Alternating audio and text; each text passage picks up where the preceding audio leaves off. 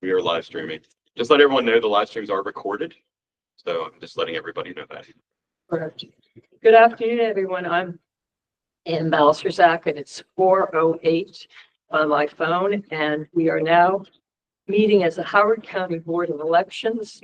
We have a quorum present with Donna Fuse, a minority member, myself, Ann Balserzak, Tim Mummert, a minority member, Paul Rivers, a member of the majority party, and we have our other majority party member, Ray Rankin, who is attending by Zoom.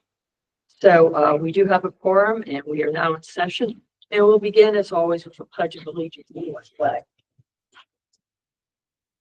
I pledge allegiance to the flag of the United States of America and to the republic for which it stands, one nation, under God, indivisible, with liberty and justice for all. Thank you. Do we have any guests online? Yes. Yes. Thank you. Would you introduce yourself? Okay. First, can I mention some of the guests, not myself, are having audio issues. If you can maximize your audio from your end would be helpful. Okay. This is Steve Brown. And of course, I'm on the Republican Central Committee and also work with Secure the Vote Maryland. Over. Thank you, Steve. I'll try to speak up. Does that help? It's fine with me. I don't know. The other guests will have to speak for themselves. Over. Hey, this is Catherine Nemirovsky. I can barely hear you guys, and I have my phone volume on max. Well, we'll try to speak louder, Catherine. At the moment, I don't know what else to do. Mitchell, can you find out from Rebecca how the audio is getting streamed? Catherine, it might be so for those of you who aren't speaking today, you might want to switch over to the live stream itself. How do I do that? Yeah, the Google Meet is only going to be for people who want to speak from now on.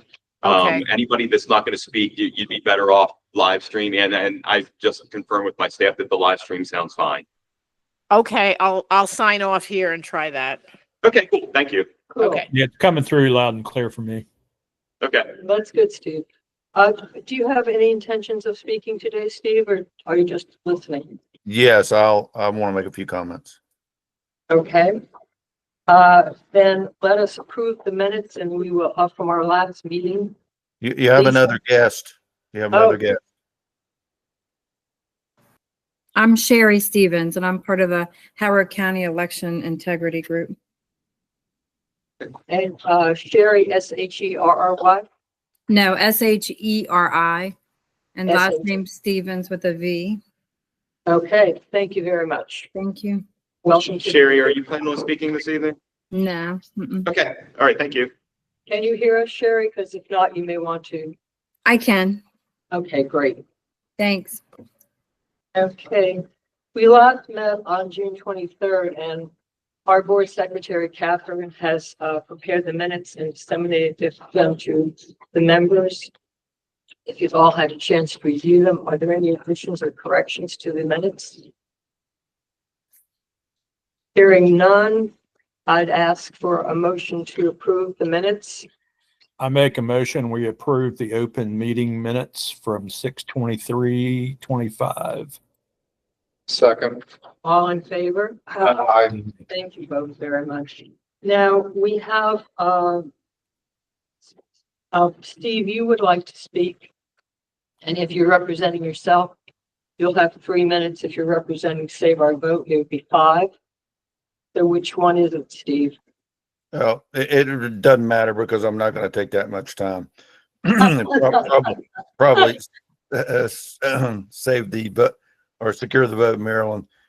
But as you're aware, there's been numerous inquiries and actually warnings going out to boards of elections, and I think you may have received one about the Open Meetings Act, COMAR, and we need to try to have compliance with that. Closed meetings should be rather rare. It should not be every session that you have a closed meeting. I mean, there's only about 15 items in the COMAR that require closed meetings, and so this is just a comment.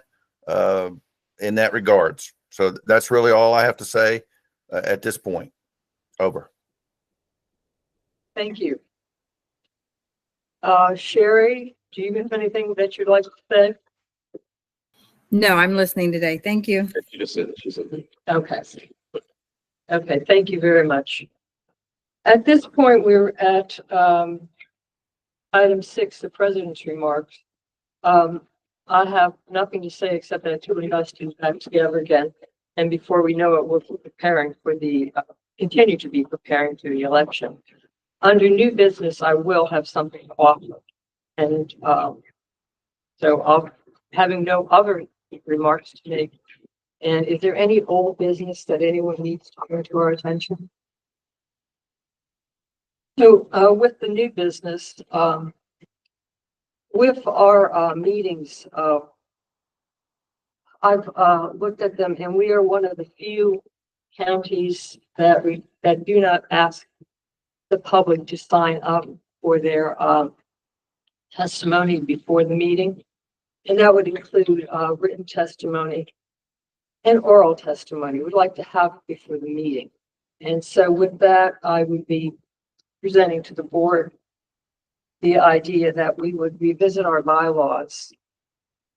And if the board will agree to mimic more of the other counties and have our public sign up beforehand. Is there any discussion on that? Do I hear a consensus? John? Well, honestly, we rarely have anybody speak. We have a few regulars that do, but and they generally keep it to a few minutes, but I have no problem either way. So I guess it's really that I have no issue either way. I do agree with your comment about trying to the conformity. I know that's one of the things we've been trying to work on this year, is that all the boards have the conformity to where they all are doing the same thing. And I think that's important. As boards, we should be doing that.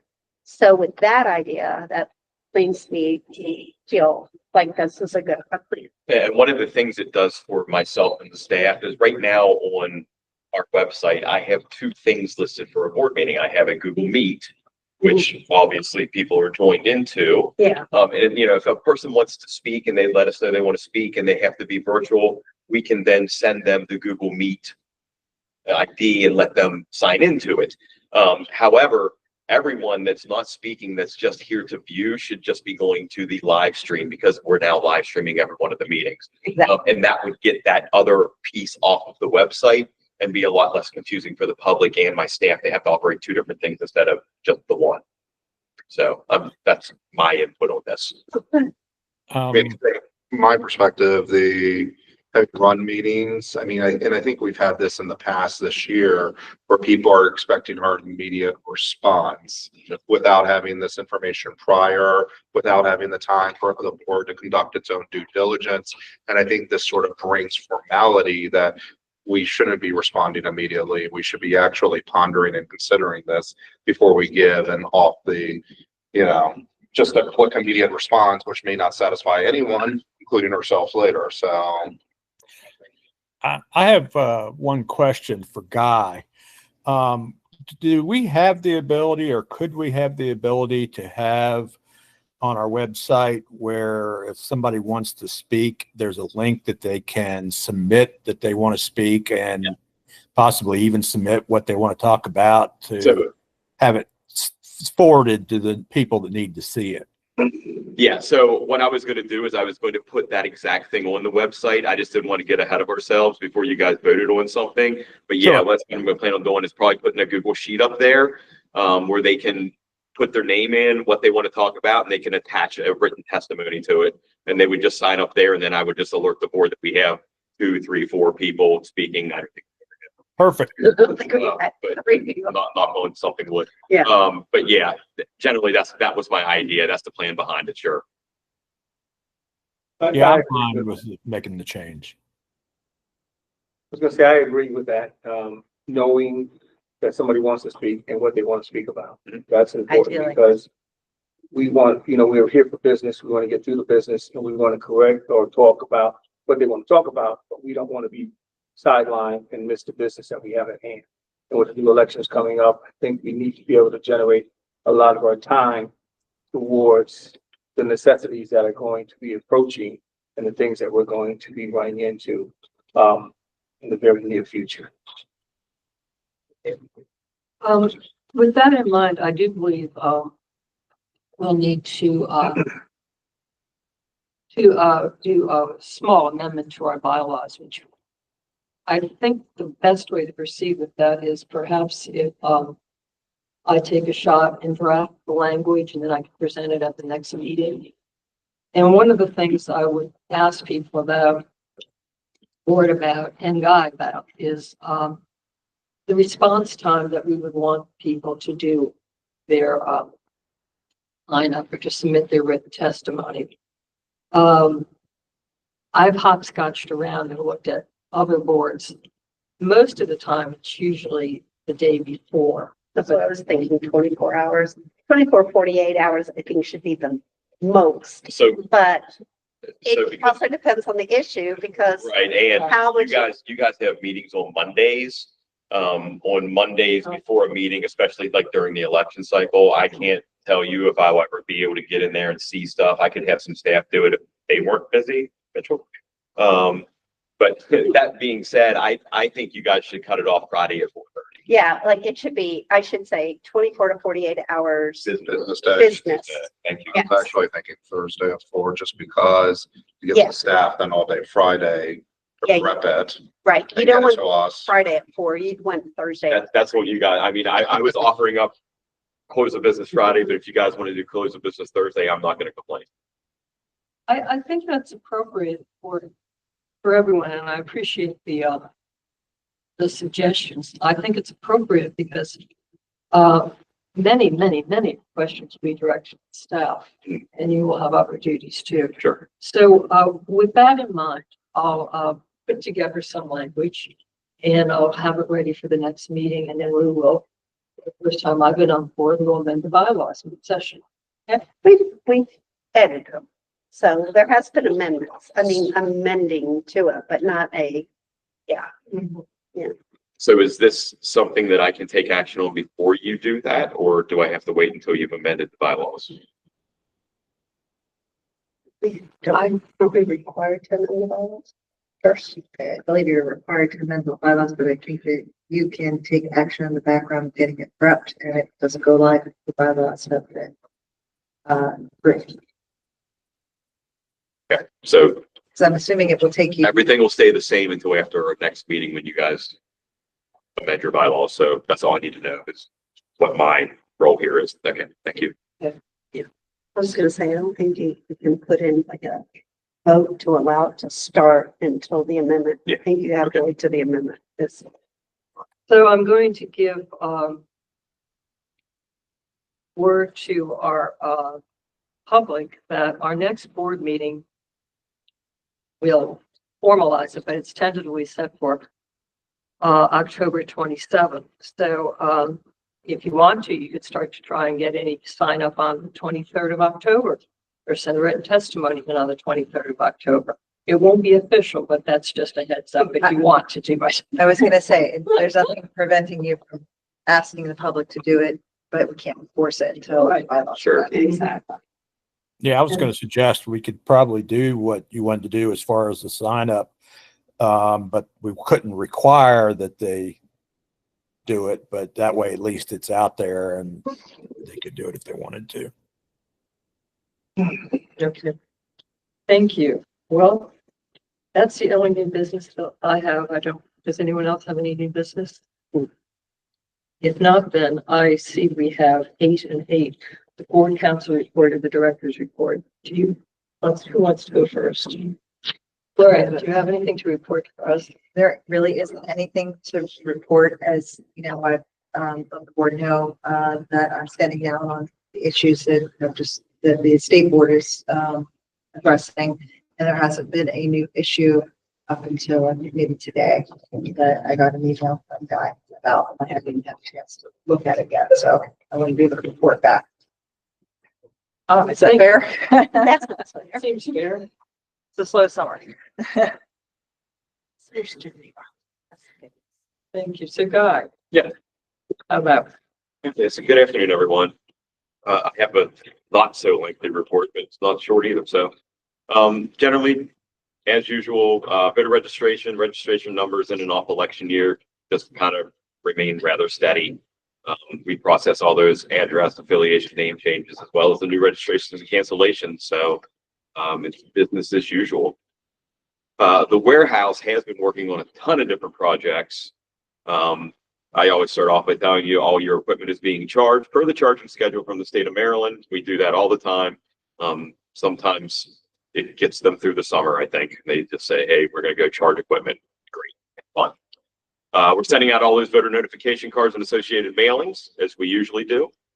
One of the things that the warehouse and the IT staff, and along with the judge department, very proud to say that they have developed and they have now implemented a new judge sign-up system in conjunction with that county IT department.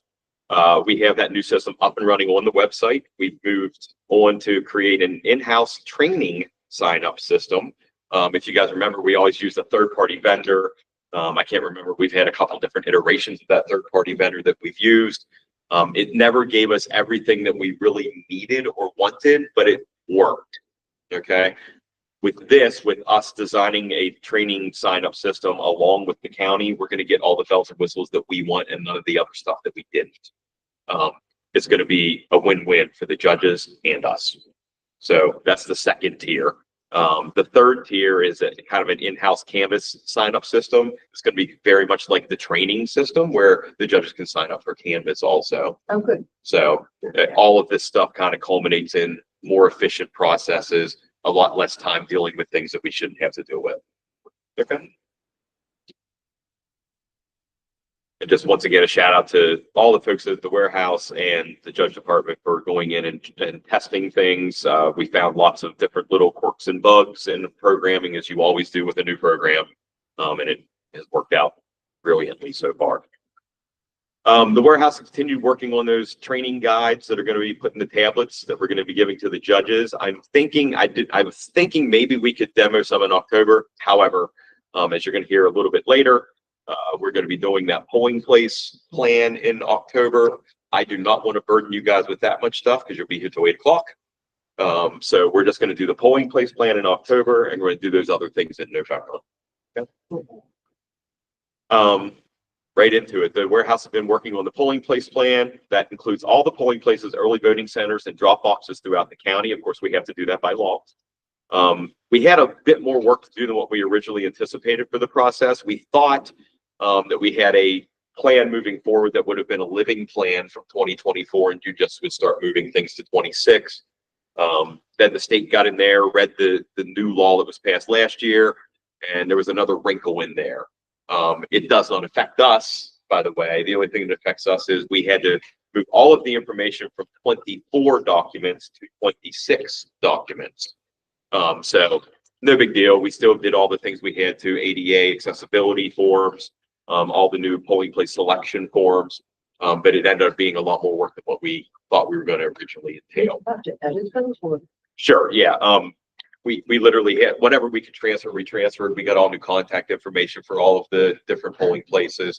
So there was a good bit more work involved than what we originally thought. However, going into 28, it will now be the quote unquote living document where 26 plan to the 28 plan. So if we make no changes between 26 and 28, we literally just submit the plan and say, hey, you already have the plan. The plan still is living. You guys approve it. They'll approve it. Okay. This one just ended up being a little bit more work than what we thought we were going to be seeing or hearing. I also stuck in here for you guys' reference. I know a constituent talked about 6-7 a couple times, which is Ridgely's Run. There were reasons we didn't use Guilford Park High School that were none of the reasons that the constituent had talked about. However, I mean, I'll be quite frank. HCPSS never wants us to put any equipment on a brand new gym floor. I get it. Okay. They spend tons of money on these new gym floors. Great. Bless you. However, starting in 26, they'll be redoing that gym floor along with the rest of them so we get to use it. That doesn't mean our judges are going to go in there and make marks all over, because they won't. But the nice thing is we'll be able to use that, and it gives us a heck of a lot more parking. It's a public facility. It's a huge gym. We'll probably be using the aux gym and the gym like we do at the other high schools. They're right beside each other. So that is the only change you're going to have in the entire polling place plan. One of my concerns though about using gyms is most of the gyms don't have air conditioning. Well, this one does. Ah, there you go. That answers the question, because I believe our primary is in June. And so therefore, Yes, our judges will notice if Yeah, there's no AC. I'm well aware. Yeah. Yeah, the judges will definitely notice. Yeah. Well, I'm just trying to save you all the calls. Yeah, this one is, that was one of the things I had staff look at. Very nice facility, by the way. If you guys have never seen or been there, it's almost like a campus. That is a huge, it is huge. It is huge. So very nice facility. Okay. Yep. Excuse me. One of the things that we've been working on is procuring a GPS tracking system that's going to allow us to track our equipment anytime it leaves the warehouse. It's going to let us know exactly where the equipment is at any given time when we send it out for early voting or election day. It gives us that sense of security that we know the right equipment has arrived at the right polling place and that equipment hasn't moved. No, we've never had an issue. But I believe in today's day and age, anything you can do to secure anything, you should do it. Yeah. Um, yes. Random, So- reactive. So we're also going to be doing the trackers for the rovers during early voting and election day. That'll allow me to know who's closest to a potential problem or an issue, and they can go, put their attention to it. It's also going to give us insight, and I know you guys are going to like this part. You guys are always like, hey, where's Mitchell with his stuff? Well, guess what? I'll be able to tell you exactly where Mitchell is with his stuff, because he's going to have a tracker on him, not directly on him, but he's going to have it with him. So I'll say, hey, Mitchell's en route to here, and we'll have his stuff in 5 minutes. What about a shock collar? Yeah, I don't think we're going to go that far. You sure? Like, I was gonna ask, are we putting this under the skin? Yeah, no, so I second it. they're kind of hard to explain. They're kind of like little pucks. I'll show them to you after we get them. But they're kind of like a little puck, and they really track well. We've been through 3 companies testing. One company definitely stood out. I'm not going to give the company's name for obvious reasons. But the company definitely stood out. Theirs tracked me. As you guys will know, I'm a hunter. I've been taking the thing in the woods with me, and Jordan has been tracking me, and he can tell me exactly where I am to almost pinpoint accuracy. So it really, really works. You, Um, I was gonna ask you, do you ever think about putting them in the blue bags? so I'm not going to tell everyone everywhere that I'm putting them. Okay. Okay. Random. Okay. It's gonna be like on a car.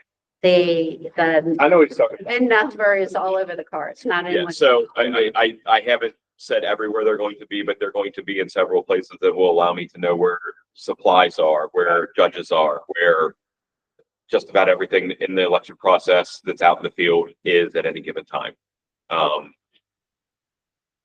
They're going to be worth their weight in gold. It's funded in terms of. Yeah. The heightened security that Yes. we all need to know where the machines are. The other thing we're going to be doing is I'm going to be placing some of them in the drop boxes. Mhm. That allows us to know if someone has moved the drop box, even if it's 3 feet. It's going to tell me right away. Also, it has temperature on it, so I'll know if it's all of a sudden really hot in the drop box, something's wrong. So I can dispatch staff out there and see what's going on. It just could be the sun's been hitting it for 8 hours in June, and it's 125 degrees in there. Okay. There's also other sensors that we can attach to it that I've talked with the company. I think we're going to get the really good deal of testing some of this stuff for them that they haven't quite put out to the market yet, and it'll help them and help us. So they were very excited about some of the things we were talking about, and they've already kind of designed a couple of them, but they just haven't used them yet. So we'll probably be doing that with the drop boxes. I'm not going to get into any more detail. All I can tell you is it's just another thing that allows us to have a more safe, secure election. I do, and it's another thing that I want to thank the staff for, because the monitoring of these things, which you've explained, really means you're not going to sleep for like 8 days or 10 days. Pretty much. while I go, you know, when they go out, when you're doing it. And that, Or I'll have staff members that won't sleep for 8 days.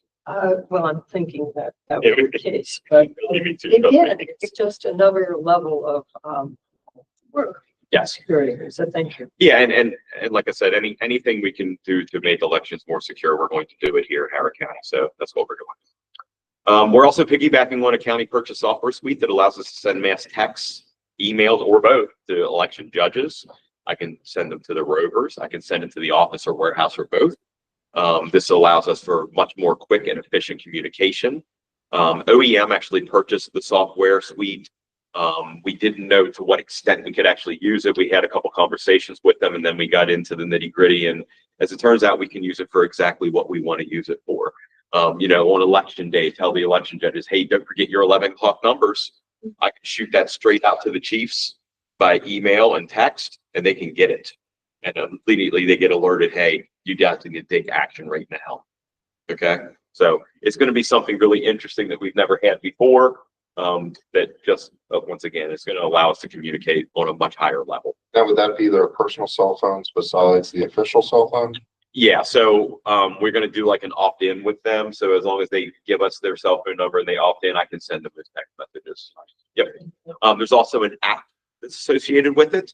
If they download the app, I wouldn't necessarily have to have their specific cell phone number because if they had the app, they'd have an ID number. So. And you said OEM, and I don't know what that stands for. Office of Emergency Management. Okay. Just an administrative update. We're going to be hiring a few employees over the course of the next month in the state system. We had a retirement, Mr. Doug. He left early in 24. Through the election in 24, talking with the warehouse staff, we felt like we had it under control. But moving into another election, and Mr. Jeff's taken a bit of a step back. I think it would be nice to have that full-time position slotted and put in there. And I also had acquired another additional pin in the last budget. So we're going to be hiring for those two positions more than likely towards the end of this month or early next month. Election judges, they're currently implementing all of the items that we talked about during lessons learned, are still doing some of that.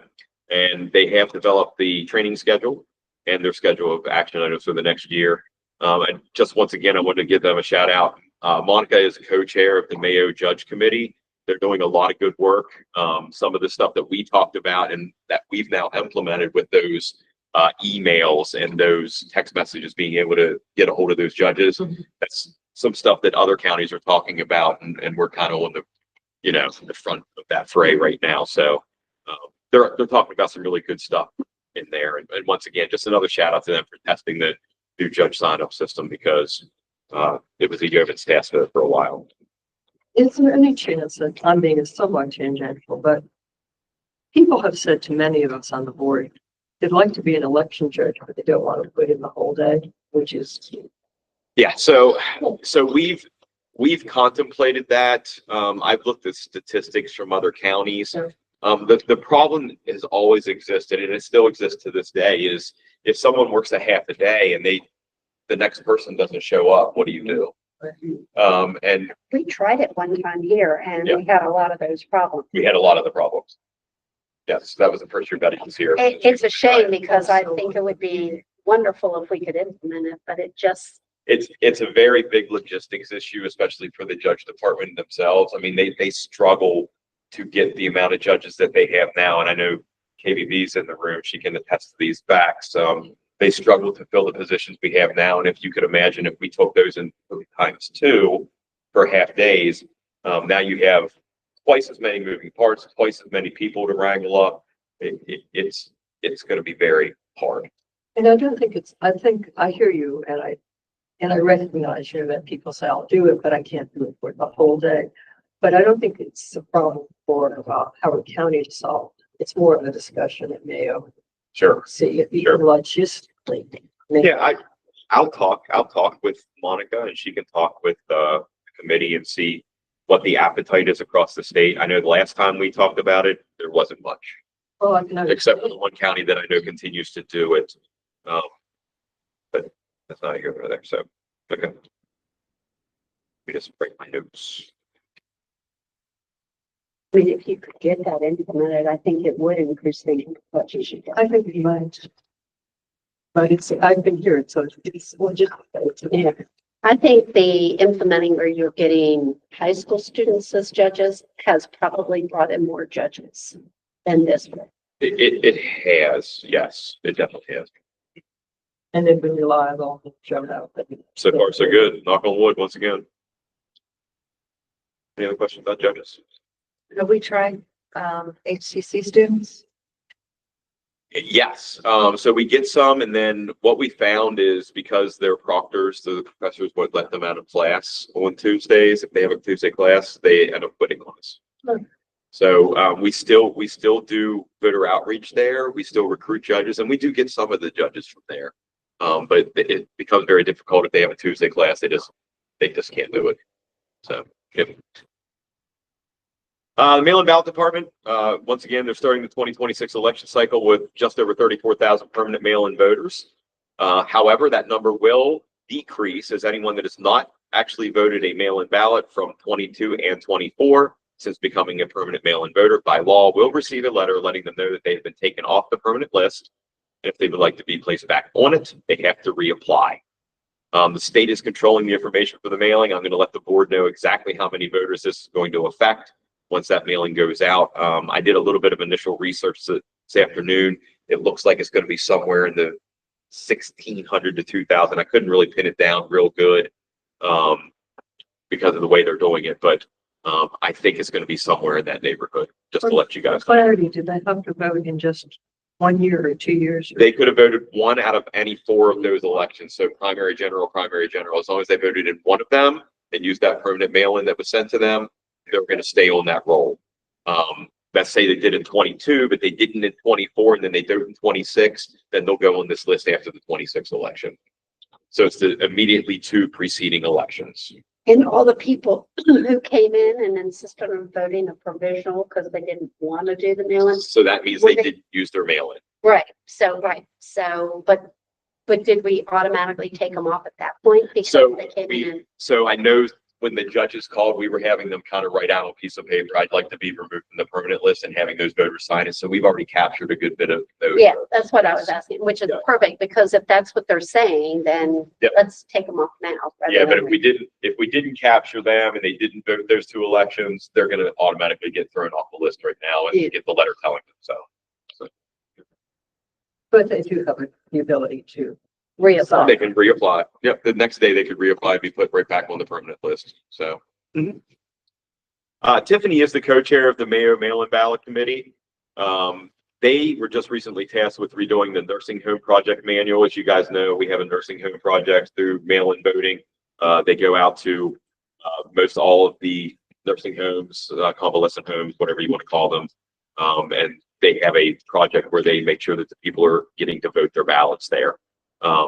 There was a manual. The last time the manual had been done was in 2014, which was way before COVID, way before widespread mail-in voting. And there was a lot of stuff in there that just really didn't make a good amount of sense anymore. So in conjunction with the state, they've been updating that manual. I got involved with it because they wanted my input, since I'm, I guess, the grandfather at this point of elections over here. I don't feel that way all the time, just some of the time.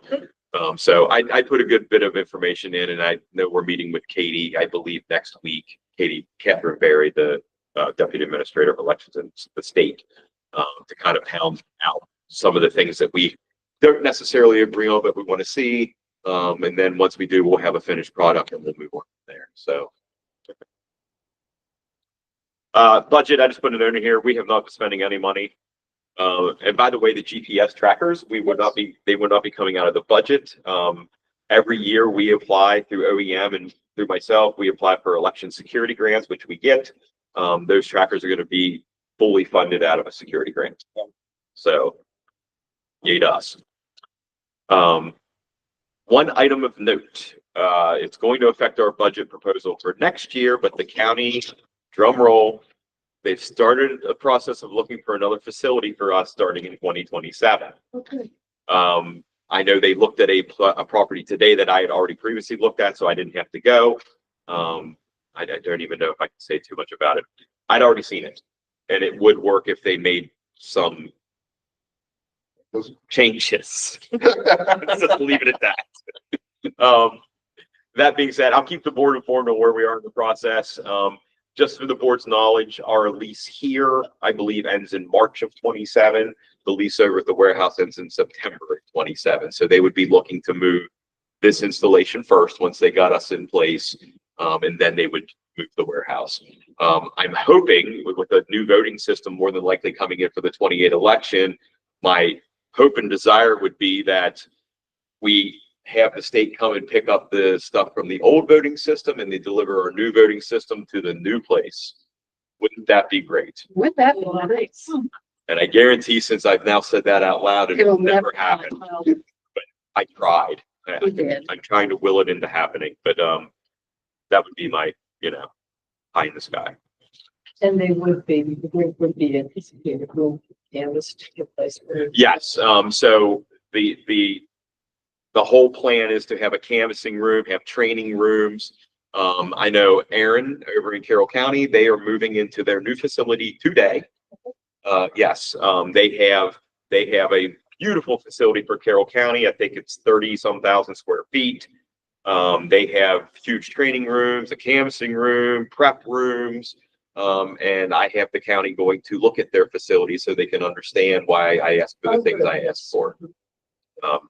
And once they go there, I'll be asking for more space. I'm kidding.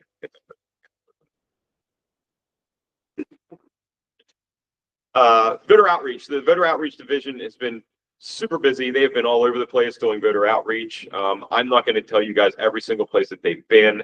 I am going to share their calendar with you. Oh, good. Charlotte, can you share the calendar with the board? The voter outreach calendar? Yes, you do. Not there. We're going to share it with them online. It's I'll find it, guys. You'll find it. great. Yeah, Charlotte's going to share that with you guys. But you'll see they have stuff set up like every week, some little places, big places. It's really blowing up much more than what we used to do. Okay. But in an off election year, I told them I wanted to make voter outreach a priority, and they have. So Give a shout out to the people who are heading up that voter outreach. oh, sure. So Tina Hackett, Beck Seckler, Tiffany's been in it, Tiffany Corral, Charlotte Davis, Monica Fields, Monica Wright. I've been involved. Trying to think of anybody else who's been in most of those meetings. I think Jordan comes every once in a while. So Jordan's there, some of the stuff. And I want to give a really special shout out to our two folks that in college who come back and work during the summers, Cassidy Sapola and Lily de Blasio. They worked for us last summer. We brought them back in this summer, and they took it upon themselves to make a beautiful PowerPoint that really related to high school age kids because they're not that far removed from high school. As opposed to the rest of the As world. opposed to everyone else in this room. Yeah, and they did a really, really good job, and they are super excited because next year they will be coming back and they will actually be helping us during the election because they'll be out of school. So they practiced all year, going over stuff with Mitchell and the gang when we were doing post-election maintenance. So they learned everything they could learn about the machines, the ins and outs, how to troubleshoot them. I think they're going to be roving for us. So yeah, so they're super quick kids and yeah, they're a big help to us. I don't know if we've Yeah, so they're good kids. Anyway. May I interject, with the voter outreach, I know we're doing work at school, so at some point, will you fill me in? Yeah, I'm going to do that right now. Oh, okay. You're at the Howard County Fair. Yeah, so I'm going to do the fair first. So we staffed the fair every day from start to finish. We did all kinds of information. We signed up, I believe it was close to 50 prospective judges, if I'm not mistaken. I think they did somewhere around a dozen registrations. There were lots of people that came and just asked simple questions that the folks could answer. Once again, I believe that Cassidy and Lily were there for a majority of the time. They are very much people persons, and they love to be out there in the public. And they have really taken it on themselves to learn the business. So good for them. Otherwise, like I said, we were there for the voters at Howard County. Scouts of America. So we had a large meeting of the Scouts. There were about 50 people total that are interested in the voting process. One of our election judges is actually one of the folks that runs the meetings for that particular division of the Scouts, which I did not know. I thought it was Girl Scouts because they were all girls, but they're actually called just Scouts. So I did you know there's Girl Scouts and then there's Scouts, but Scouts could be boys or girls, or they could be a collaboration of both, and I had no idea. That's how Yeah. far removed from Scouts I am. Change- Oh, yeah. That's That been change going on for made a many couple years ago. Oh, okay, cool. Yeah. I wasn't paying attention. Yes. Anyway, so there were a bunch of people there, parents, kids, everybody. It gave us an opportunity to do the high school presentation that we've been working on, that Cassidy and Lily helped with that presentation. Tina Hackett, myself, and Tiffany went out there and did the presentation for the Scouts. They loved it. One of the things that we're doing for the high schools, we give a presentation, tells you a little bit of history about elections. It gives you all the information for how you register to vote in the state of Maryland, how you would become a judge, things you see in the polling places, guide you through what a polling place would look like, and then you do a mock election with them. Want me to send the board that too? Yes, please. Yes, and Charlotte will send Thank that to you also. Appreciate that, Charlotte. Including with the calendar. With the calendar, thank you. We did that presentation, I believe it was after I came back from Alaska, so I believe it was August 18th. We went to HCPSS in Service Day and gave a presentation to the teachers for secondary studies. The teachers that showed up really enjoyed it.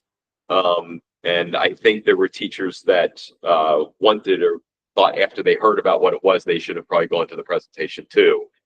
Because we actually saw one of the teachers that was in the presentation with our packets of information, and the other teacher was like, oh, wow. So they were already sharing information. I haven't heard a lot back from it so far, but I know that we have gone through a couple different outlets, and we're pretty sure we're going to get into the secondary studies this year to do the presentations for the kids. So, yeah, it's a lot better right now. You know, what we kind of got relegated to before was going to the schools, and we're there during lunch times. And, you know, everybody here was a high schooler. Lunchtime is your time to socialize and do whatever you do with your friends. Absolutely. Now you have a captive audience in a classroom setting, so it'll be different. Okay. Just so you know, the Scouts, we actually picked up a couple 17-year-old judges out of the process, so that was cool.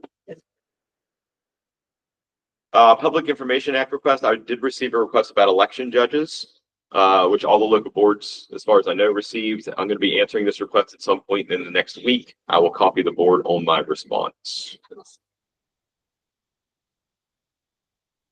Well, specifically, the PIA request is looking for what kind of information about election judges? They're looking, it's parity in the process. So they're looking for numbers, I guess, to either look at or help us to gain parity between the parties in the polling places for judges. And they ask for specific documents. I think at this point, that's all I can say about it. I think at this point, that's all I can say about it this time. And that's it for my report. All right.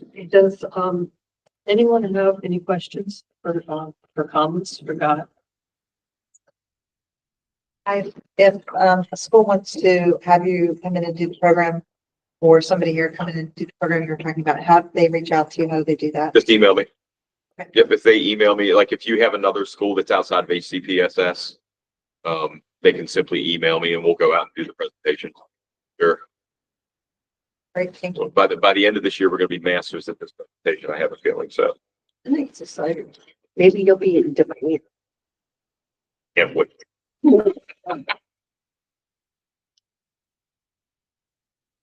No questions of God. Thank you.